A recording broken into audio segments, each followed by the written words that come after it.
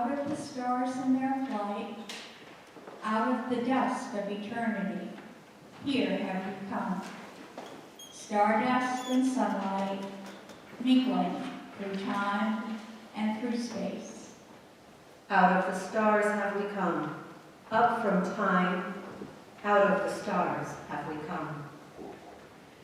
Time out of time before time, in the vastness of space, Earth spun to orbit the sun, Earth with the thunder of mountains newborn, and the boiling of seas. Earth warmed by sun, lit by sunlight, this is our home. Out of the stars have we come. Mystery, hidden in mystery, back through all time. Mystery, rising from rocks, in the storm and in the sea. Out of the stars, rising from rocks and the sea, kindled by sunlight on earth, arose life. Ponder this thing in your heart, ponder with awe. Out of the sea to the land, out of the shallows came ferns. Out of the sea to the land, up from darkness to light, rising to walk and to fly. Out of the sea trembled life. Ponder this thing in your heart, life up from sea, eyes to behold, throats to sing, mates to love. Life from the sea, warmed by sun, washed by rain, life from within, giving birth, rose to love. This is the wonder of time. This is the marvel of space. Out of the stars swung the earth. Life upon earth rose to love. This is the marvel of life, rising to see and to know. Out of your heart, cry wonder, sing that we live.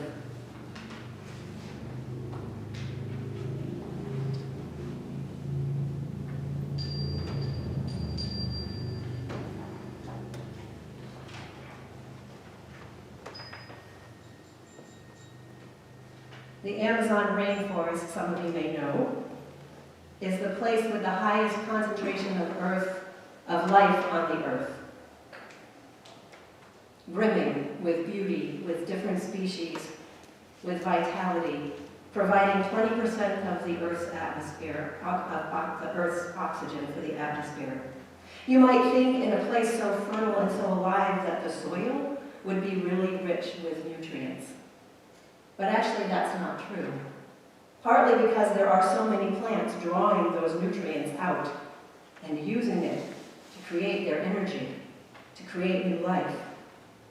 But also because it's a rainforest. And so that natural process of decay and decomposition is interrupted when the waters come through and they wash away all of those minerals into the streams and the rivers. So the Amazon rainforest has soil that is actually very deplete in phosphorus. This could be a really bad story for the Amazon rainforest, but that's where the Sahara Desert comes in. Yes, I said the Sahara Desert. A continent away, 1,600 miles across an ocean, one of the most barren places on the earth. But it wasn't always so. At one time, the Sahara Desert was home to a lake with a rich community of life around it. And as that life decayed and decomposed, the soil there became rich in phosphorus. So that the sand in the Sahara Desert actually is quite filled with those nutrients that are needed in the Amazon. Now this might pose some kind of quandary. How do we get phosphorus from Africa to the Amazon rainforest in South America? But fortunately, the world has figured that out. And scientists, through the use of satellite imagery, have been able to see large quantities of sand. Actually, 182 million tons of sand, which is the equivalent of almost 700,000 dump trucks filled with sand, being carried across the ocean on the wind every year. Not all of it goes to the Amazon rainforest. Some of it falls in the ocean on the way. Some of it goes to other locations in the Americas. But 27 million tons do in fact make it there and provide the phosphorus that the Amazon rainforest needs to continue to thrive and grow and have this vitality. Now, of course, this isn't just coincidental. The Sahara Desert didn't decide one day, hey, you know what, I think they need my phosphorus over there across the ocean. In fact, they evolved together for thousands of years, billions of years, and the Amazon forest is rich in life precisely because the Sahara Desert has this sand which is carried by wind, bringing it this beautiful phosphorus that it needs. Another example of interdependence. Scientists have found there's actually an increasing body of evidence that trees appear to communicate with one another through the releasing of chemicals.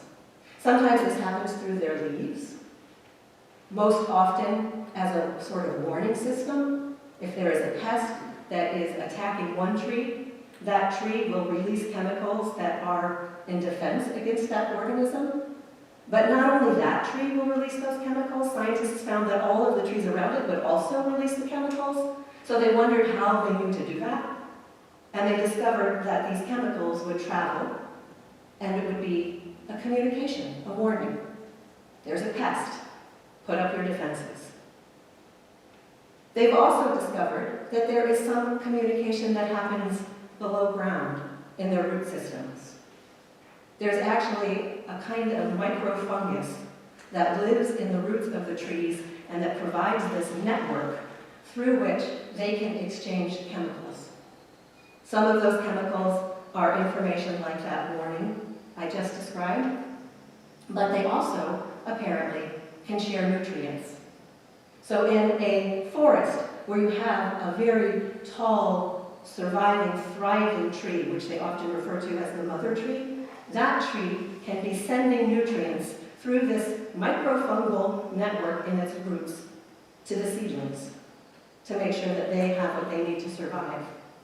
And they don't always send it only to their own seedlings of their species. They have found examples of birch trees and Douglas fir trees exchanging nutrients. The Douglas fir is an evergreen. So during the winter months, when the birch tree has lost its leaves, the Douglas fir trees have been found to send nutrients to the birch trees. And then in the summertime, when the Douglas fir seedlings are growing, the birch trees send nutrients to those seedlings.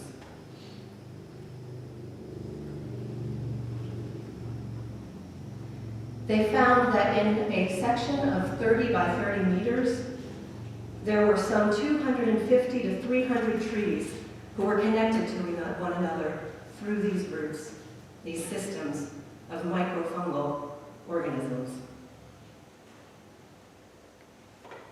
The seventh principle of the Unitarian Universalist Association is that we affirm and promote the interdependent web of all existence of which we are a part. It's a worldview that is based on science. It is a profound theological statement as we seek to understand how we make meaning of our world, as we understand human nature, our role in the world. And of course, it's not new. This is a truth that has been held by indigenous peoples around the world for thousands of years. But it is in opposition and in contrast to the mechanistic view of the world that was favored by science and the Western thought for the last few centuries. That worldview in which if we see an organ in the body that doesn't seem useful to us, we just cut it out. We don't know what that is, we'll just take out the appendix. The world in which we see a mosquito carrying a vector of disease, and we say, let's spray that whole area with a toxic chemical, because we don't understand that system thought that mosquito is now within a system, and all of the animals and creatures within that system are going to be impacted by that chemical. It's a worldview that introduces a new species that says, wow, I like that gypsy moth caterpillar that they have in Japan, so I'm going to bring it here, and doesn't understand the system's view. What happens when you bring a new species in that doesn't have any natural predators? In this time when we are facing climate change, in this time when really we have an environmental crisis, when we need to make rapid and revolutionary changes in our lives, not just in our personal lives, but in the infrastructures of our communities, ways to have new access to transportation, new access to sources of energy, it seems especially important that we can base our inspiration, that we can base our thinking and our behavior in this worldview, understanding the interdependent web of life, of all existence.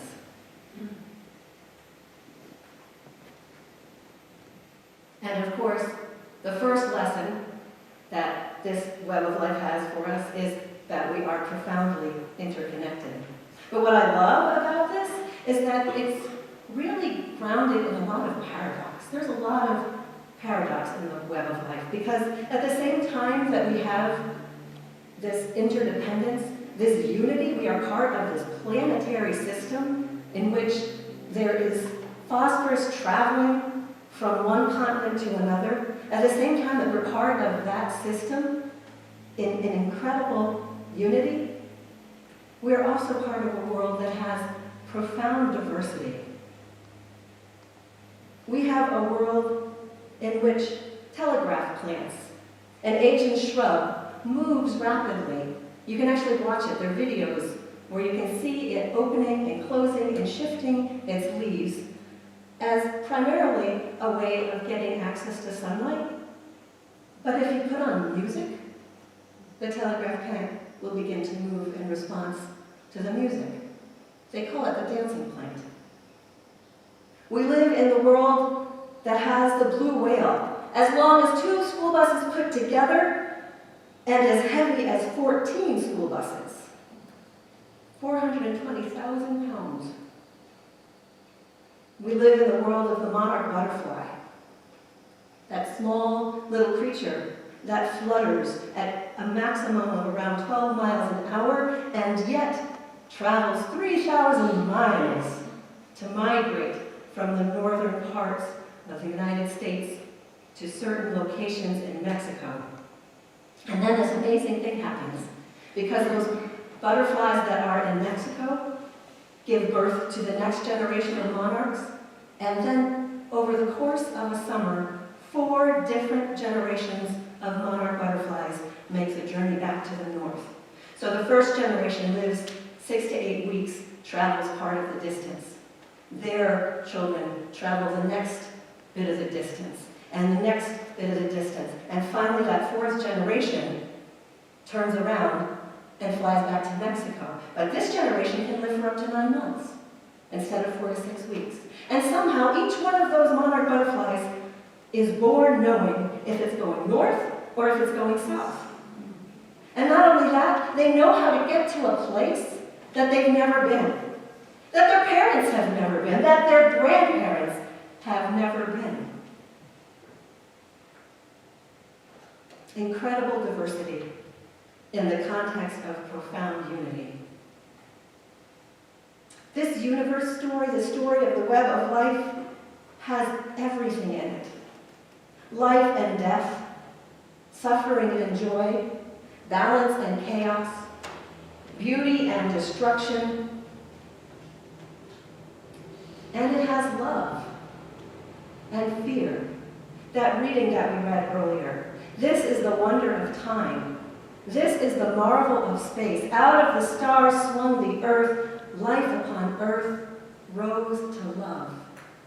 We have evolved love into the web of life. The web of life teaches us that our world is at the same time incredibly fragile and incredibly resilient. On the one hand, we have a species of the mayfly for whom the female lives less than 5 minutes in her adult form. She reproduces, and that's pretty much the extent of her life in that form.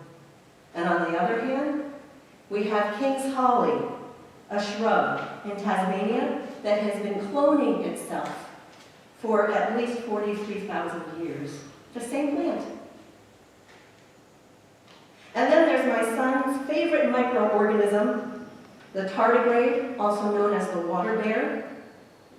You have to see it through a microscope, and if you do, you see that it is kind of short and plump. It has 4 pairs of legs, and each of those pairs of legs has a number of claws on it. The tardigrade is understood to be the most durable of known organisms. It can survive temperatures of negative 458 degrees.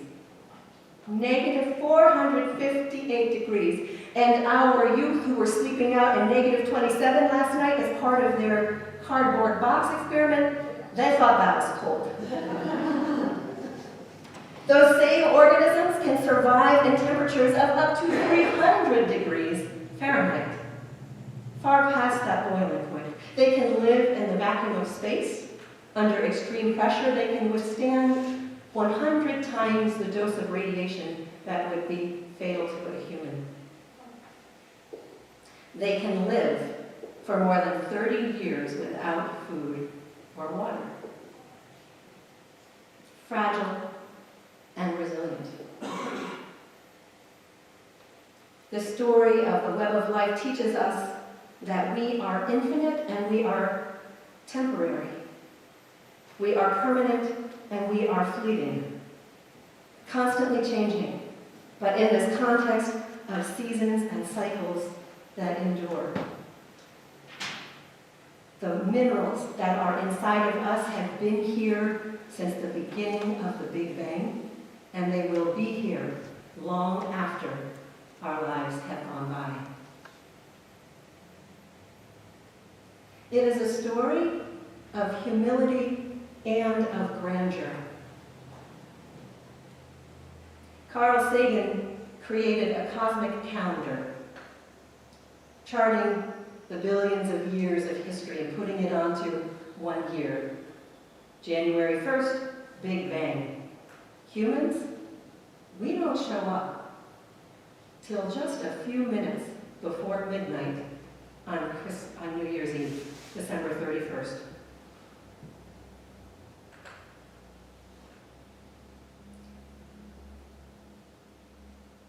One of the things that we learn in this worldview is to understand our space and take up the right amount of space. In South Africa, in the 1990s, there was a drought that was causing some difficulty for some ranches that had a kind of deer-like animal called the kudu. The kudu was reduced to eating only from acacia plants, acacia trees.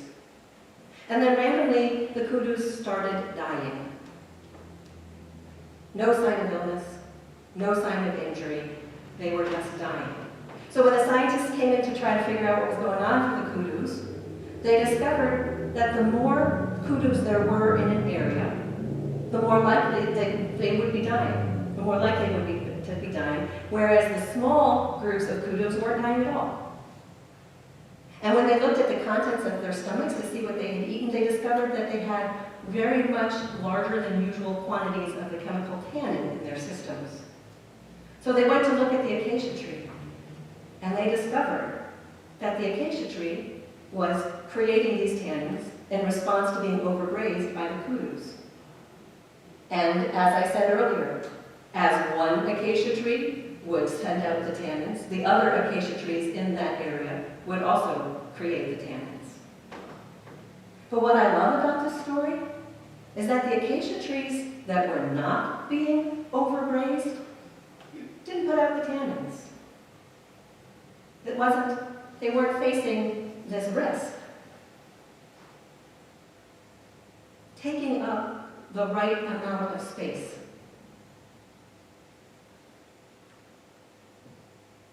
This worldview does not answer the question about God or whether or not there is a God. Some people look at this universe, they look with wonder and awe, and they think, how could it possibly have unfolded in precisely this way without God, without some kind of conscious intention?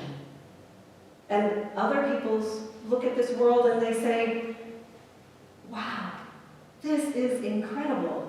How could it have happened when there is no God? How is it that it could have evolved this way? I don't think it matters so much how we decide God fits into this model or doesn't fit into this model.